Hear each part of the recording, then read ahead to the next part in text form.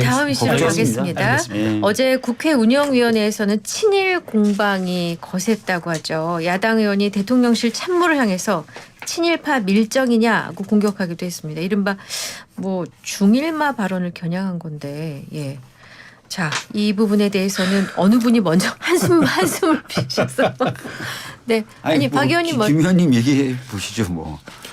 얘기하라니까 하겠습니다. 네네.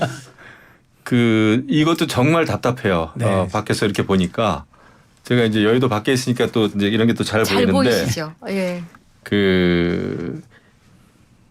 양쪽 다 이해는 가요, 솔직히. 네. 무슨 말을 하고 싶어 하는지 네, 네, 왜 네. 이런 걸 들고 나오는지 네. 이해는 가는데 그래도 보면 지금 현 시점이 일제 강점기나 우리가 무슨 일본의 속국이 아니잖아요. 네. 식민지가 아닌데 뭐만 있으면 무조건 친일이다, 뭐 친일파다, 더더군다나 광복회장한테 밀정, 윤석열 정부 대통령실에 밀정이 있다 이런 얘기까지 하고 이승만 대통령을 건국 대통령이라고 하면 친일파다, 뉴라이트다 이러는데 그거는 정말 정쟁을 위한 정쟁이라고 봐요. 친일 뭐라 그럴까요? 아주 친일 프레임을 네. 친일 프레임을 정말 정치의 수단으로 생각하는 거다.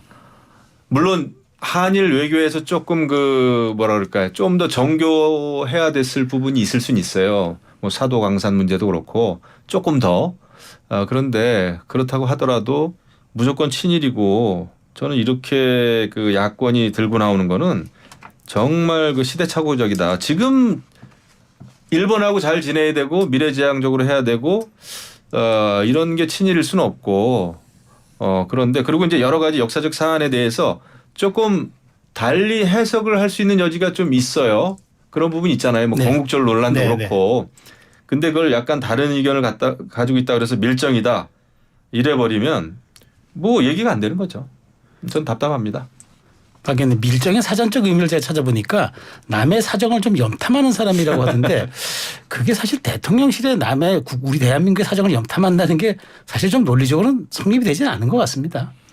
사실 이제 일본과의 관계에서 과거사 부분 또 독도라는 영토 부분 네. 이런 부분 굉장히 중요하지 않습니까? 대통령이 선서를 하게 돼 있고 그 선서의 내용에도 사실 뭐 영토 수호나 이런 부분이 다 들어가 있고 헌법 전문이 이런 데도 다 그런 내용들이 네. 들어가 있습니다. 그래서 어떻게 보면 가장 중요한 가치 중에 하나예요. 그런데 이제 그것을 훼손하는 듯한 또는 그것과 좀 다른 듯한 발언들이 대통령실 인사들로부터 네. 나오고 있고 그 부분에 대해서 비난의 수위가 굉장히 높음에도 불구하고 태도를 정정한다거나 그러지 않고 뭐가 문제냐는 식의 또 반응이 이어지고 있잖아요. 그래서 아마 이제 점점 더 이제 비판의 수위와 네. 언어와 단어에 표현하는 단어, 사용하는 단어의 수위가 높아지고 있는 것 같아요. 네. 근데 이거는 아까도 말씀드렸지만 여야의 문제가 아니라 이건 헌법적 가치의 문제고 우리 역사의 문제이기 때문에 이런 부분에 있어서는 대통령실이 약간 겸허하게 받아들이면 이런 이제 거친 언사의 사용이라든지 이런 것들이 네. 줄어들지 않을까 싶어요. 근데 네. 독도 같은 경우에는 우리가 확실하게 실효적으로 지배하고 있고 네. 거기 우리 경찰들이 계속 24시간 지키고 있고 독도 또 수호 훈련도 합니다. 네, 우리가 네. 군사 훈련도 다 하고 그런데 이거를 조금 무슨 이거를 리모델링 해야 되는데 독도 조형물 지하철에 있었던 거 역에 있었던 거 이거를 이제 리모델링 하려고 잠시 치운 걸 가지고 이거 친일 독도 지우기다 이래버리면은 그거는 오세훈 시장이 얘기했듯이 정말 허상 때리기가 네. 맞는 거고 그리고 자꾸 그러면은 제일 좋아하는 사람들은 일본의 극우파들이에요. 우리 스스로 독도를 마치 굉장한 문제가 있는 것처럼 지금 막 그러면은 국제적으로 특히 일본 극우파들은 굉장히 그야말로 네. 잘하고 독도를 있죠.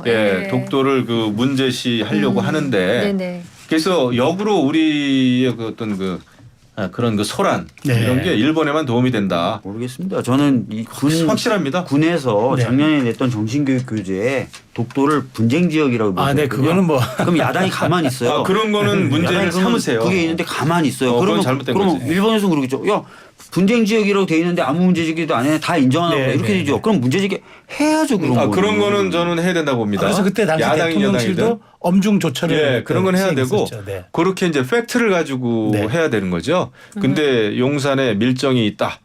김태호 제1차관 아무리 미운 털이 박혔어도 당신 밀정이요? 이러면은 그건 얘기가 안 되는 거죠. 네.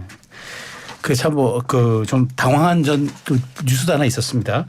정부가 이제 10월 1일 국군의 날을 임시 공휴일로 지정하니까 민주당에서 이게 조선 총독부가 설립된 날이라서 이걸 혹시 경축하게 한 게 아니냐고. 이건 좀 오바 아닌가요? 저도 그래서 이 논란은 조금 제가 봐도 좀 과도하다는. 아니 박 의원님 궁금해요. 무슨 말씀하실지. 진짜. 뭐 이거를 일단은 이게 조선총독부 설치 이렇게까지 얘기할 필요는 없지 않을까. 아니 글쎄 저도 그건 좀 좀 당혹스럽습니다. 그래서 많이 연구를 많이 찾아본 건데. 우리 어릴 때는 국군의 날 다 휴일이었고 맞아요. 뭐 거리 퍼레이드도 삼문사관학교 있었고요. 다 예. 체육대회도 하고 예.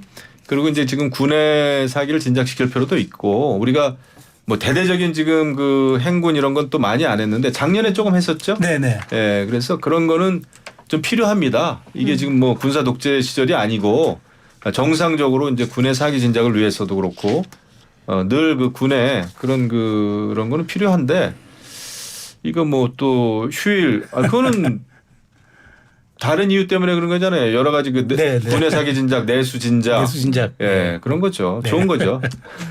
자, 윤 대통령은 내일 국정브리핑과 기자회견을 열고 연금, 노동, 의료, 교육 등 4대 계획에 대한 입장을 얘기합니다. 이 의료 대란과 관련한 입장이 당연히 나오겠죠? 이거 뭐 하신다고 하니까 뭐 하셔야죠. 그런데 조금 걱정은 됩니다. 왜냐하면 이제 지난번에 의료 그 대국민 담화도 그랬고, 네. 그다음에 이제 석유 매장에 대한 그 뉴스도 직접 네, 발표를 네. 하시고 그랬는데 뭐 중요하니까 이제 대통령께서 직접 하시는데 원래는 이제 이런 걸 하려면은 충분한 또 기자와의 언론과의 질의 응답 네. 이런 것도 좀 포함하고 네. 해야 된다고 봅니다. 그리고 하나하나가 너무나 중요한 사안이기 네, 네, 때문에 네. 근데 저는 이건 제 생각입니다만은 이런 어떤 중요한 정책은 부처 장관들이 좀 했으면 좋겠어요. 네. 그리고 그 자리에 언론인들이 충분한 질문과 답변 네. 그리고 이거는 아직 해결되지 않은 문제다. 이거는 아직 그 숙제다. 이런 식으로 솔직하게 그 이슈에 대해서 국민들이 좀 알 수 있게끔 네. 하는 게 좋지. 이거를 어떤 국정 홍보의 수단으로 만약에 국정 브리핑을 생각한다면 더 큰 문제가 생깁니다. 네. 그리고 실무적으로는 해결 안 된 문제가 분명히 많을 거예요. 네. 이건 화두를 던지는 거기 네, 때문에 네. 물론 플랜이지만 네. 이런 면에서 그러면 나중에 모든 그 책임을 또 대통령이 져야 되는 네. 그러면 국정 리더십에 또 금이 가는 네. 이런 악순환은 없었으면 좋겠다는 게 제 바람입니다. 알겠습니다. 여기까지 들을게요. 오늘 박주민 의원님 바로 또 2시에 회의 국회로 바로 가셔야 돼서 죄송합니다. 제가. 보내드려야겠습니다. 와주셔서 감사합니다. 바쁜 시간 네. 내셔서. 자, 전국대담 친구들 박주민 더불어민주당 의원, 김영우 전 국민의힘 의원 두 분과 함께했습니다. 고맙습니다. 네, 고맙습니다. 감사합니다. 네.